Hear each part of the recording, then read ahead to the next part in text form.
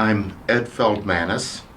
Ed is my middle name, and a lot of people know me by my first name, which is Atis, A-T-I-S, but I don't use it very much. Ed is much easier for people to spell and to say. I was called Hey You a lot.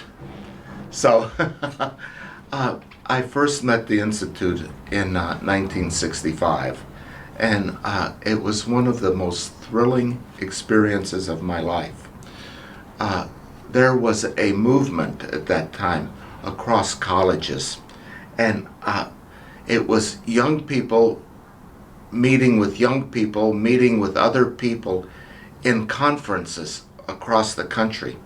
A lot of it was centered from the Methodist Church, but it was a very much ecumenical kind of thing. And so it was 1965, and I was scheduled to go to Case Western University, but I got the flu, and I was very sick. But there was another one that came up, and it was in Vanderbilt, and the overarching theme was living in a secular society, and the book that we studied was Harvey Cox and a Secular City. Now, what Harvey Cox says is that when you see a secular event, behind it is a religious event. So the secular and the religious are one, but what we see is from our perspective. A lot of people only see the secular in life, and some people only see the religious in life. But Cox said they were both together. Now that became very important because the speaker for that conference at Vanderbilt in 1965 was Joe Matthews. And what we didn't know was that Joe Matthews, who later became the dean, or was probably the dean of the Institute here, the Ecumenical Institute, was unbeknownst to us teaching a course, and the course was Religious Studies 1.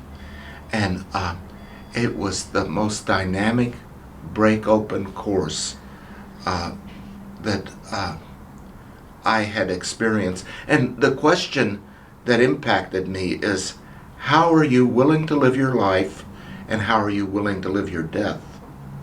And from Matthews's perspective of World War II, where he was a chaplain, Matthews talked about seeing soldiers being the first ones to rush in and to an enemy position and having to jump on barbed wire, and then other people stepping on those soldiers to get across. Very dramatic. And so for the first time in maybe well over a decade, religion or theology or spirit became more important to me. It opened my life. It gave me a direction. I could feel an uplift. I was instead of sinking, I was pressed up. And I had a direction, and I lived in Kentucky at the time, and Kentucky is not a sane place.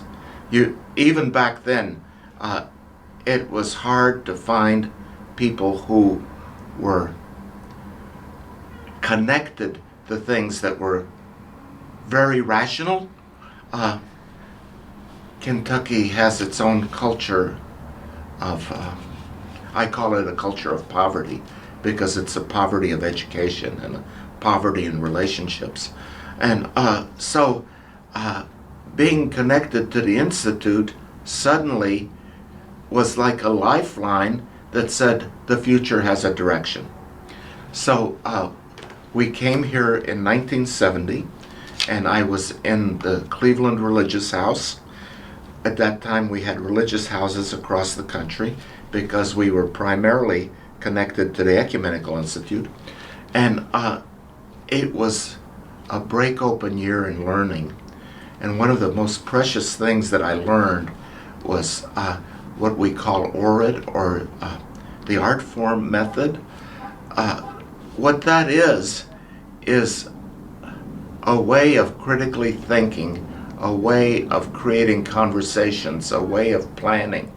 And it turns out that those four things, ORID, O-R-I-D, are at the very core of our strategies, of the way we plan, the way we facilitate, the way we work with people. And the first level is called objective. That's the O in ORID. An objective is about the most basic things you can say. It is the what in people's understanding. Then the next one is the R, which is reflective, and that is about emotions, associations, or recall, which is a category that builds on the facts of the what. Then the next one is interpretive, and what that is that it is, well, from the word interpretation, but it is values, it is meaning, it is the level of integrating what has come before from objective facts and reflection. Then the last one is decisional, the D, O-R-I-D, and that's about decision, about making conclusions, about naming, about action. And so it turned out for me that not only was the Institute a way of sanity from a crazy living in Kentucky, but this method was a key method that I used all in my life.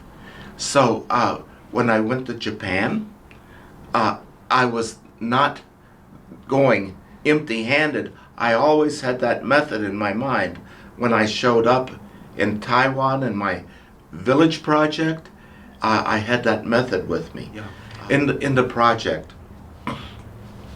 I started with participating in what we called a consult, where many of my friends and colleagues flew in on their own time, taking away from their business to help plan with local people.